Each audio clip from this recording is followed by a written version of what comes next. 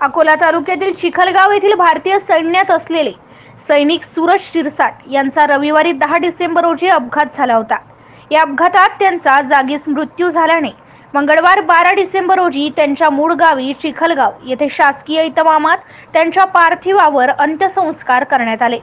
पातूर तालुक्यातील चिखलगाव येथील सैनिक सूरज तेजराव शिरसाट हे लडाख सियाचीन येथे देश रक्षणासाठी कर्तव्य बजावत होते। नुकतेच ते सुट्टीवर चिखलगाव येथे आपल्या घरी परतले होते। दरम्यान रविवार 10 डिसेंबर रोजी अकोला येथील कामाटपूल ते दुचाकीने चिखलगाव येथे घरी परतत असताना अकोला ते पातूर रस्त्यावरील वाशिम बायपास जवळ एका फार्म हाऊस समोर अज्ञात वाहनाने त्यांच्या दुचाकीला जबर धडक दिली। या अपघातात सैनिक सूरज शिरसाट यांचा जागीच मृत्यू झालाय। सैनिक सूरज यांच्या मागे आई वडील पत्नी एक लहान मुलगी आहे। मंगळवारी सैनिक सूरज शिरसाट यांच्या पार्थिवावर वीर जवान अमर रहे अशा घोषणा देत सजविलेल्या गाडीतून स्मशानभूमीत आणले। या ठिकाणी शासकीय इतमामात त्यांच्यावर अंत्यसंस्कार पार पडले। शहीद जवान सूरज शिरसाट यांचे मोठे बंधू सुद्धा भारतीय सैन्यात आहेत।